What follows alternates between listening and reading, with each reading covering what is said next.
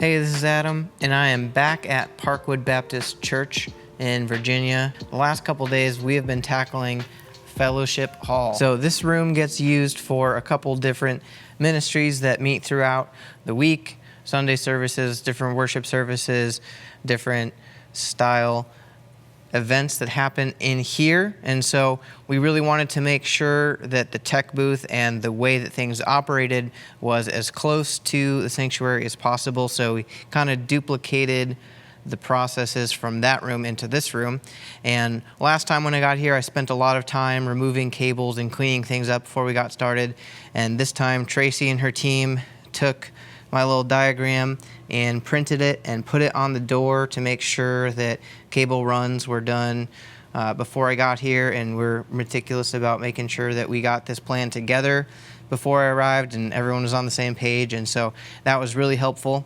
I appreciated seeing this when I walked in. I thought that was really cool. Also, all of the equipment that we needed to install that hadn't been installed yet was out organized on these tables, so we really were able to get some work done. So here is our booth. Previously, there was a Roland mixer right here, and just different computers and do a little bit different configuration. Now we're cleaned up. I'll walk you through what we've got going on here. We've got a ProPresenter computer. I think PowerPoint was being used a lot on this computer, not this computer, but rather this older computer. So this new beefy PC guy was purchased specifically to run ProPresenter. So we got a computer that would be able to handle that, as well as have a PCIe slot in the back to install the DeckLink Duo. This did not hold the DeckLink Duo, so we repurposed this computer to control the ATEM Television Studio HD. And fun fact, the Television Studio HD was removed from the sanctuary, so we were able to repurpose that piece of gear. We've got a PTZ Optics controller for the two PTZ cameras that are being used for the live stream. Because we've got the DeckLink Duo, we can do our key and fill, or fill and key, and be able to do some nice overlays there. Don't worry, this TV is going to get mounted on the wall somewhere up there, but that's our live streaming station. So we've got our presentation or computer graphics station running ProPresenter. We've got the ATEM control, being able to adjust the cameras as well as switch between the cameras. And then here we've got audio. This is a touchscreen, and it is operating this X32 rack. So I've done this setup, I've installed this setup in the past, and I really like the way that X32, or this might be M32 edit, operates. I like this better than the mixer in a lot of cases, and being able to do routing and make adjustments. And this is a touchscreen, so I can make adjustments just touching the screen. It's pretty cool. And for those wondering, Dell 2418 HT. This is what we use when we install Waves LV1 systems. So we're using this to control M32 edit. We also have waveform on here, so should someone want to record, they can pull up a new project and just use the virtual sound check template and hit record. We've already got all of the tracks record enabled and routed properly, so that's going to be a handy tool for practicing mixing. We're pausing this video for just a moment to tell you about our sponsor, Digital Glue. If you're in the media production game, whether it's at a small church, a large church, or anything in between, you're going to want to hear about Creative Space. It's a one-of-a-kind, all-inclusive storage service which provides an affordable on-site server which you can access globally via VPN, and the Creative Space team takes care of all of the tech. Your church doesn't need a dedicated IT staff member to support it. You guys know I've been making videos for the Churchfront channel for over 6 years now, and my team has grown to a place where it's not just me editing videos. We needed a solution that could handle the multiple terabytes of footage we capture every single month and gives us maximum flexibility for collaborative editing. That's why we started using Creative Space's Rogue Pro solution here at Churchfront. Here's the lowdown. Create a storage space and share it with your team. Set up templates with variables to rapidly create folders and project files, ready with custom naming and permissions. Transfer assets and mount directly to your desktop with built-in tools for seamless collaboration.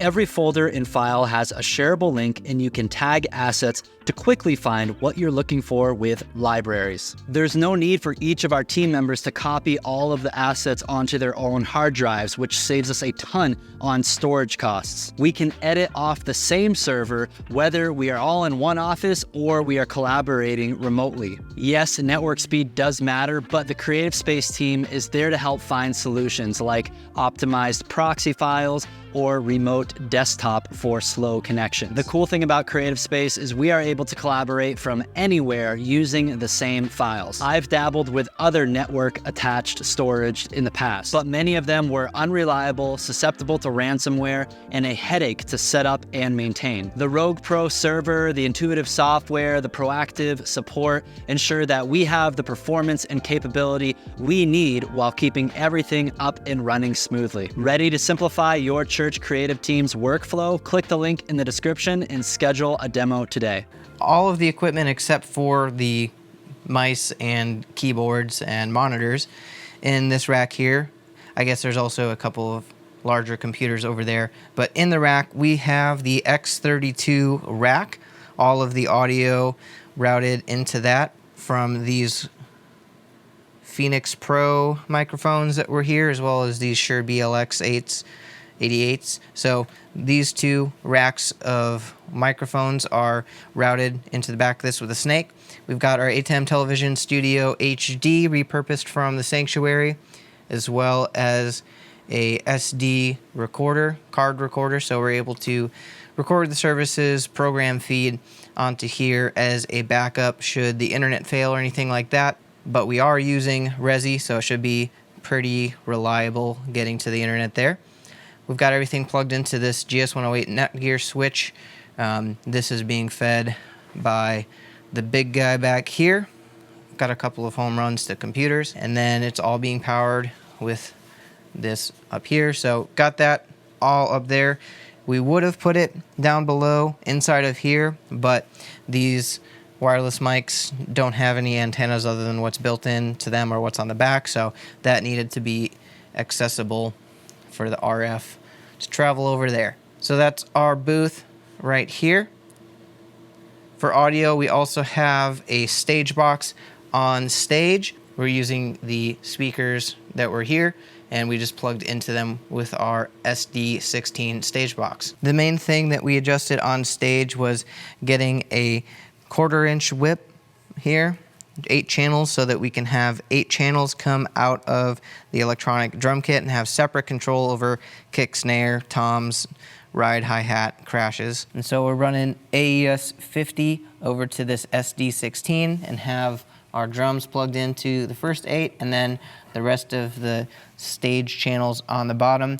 We always could daisy chain and get another stage box should we need more inputs, and we also have these 4 alternate ports should the band decide to start using in-ears. We could very easily plug some P16s into those and have some in-ears going right away through alternate. For now, the band is using these 2 stage wedges.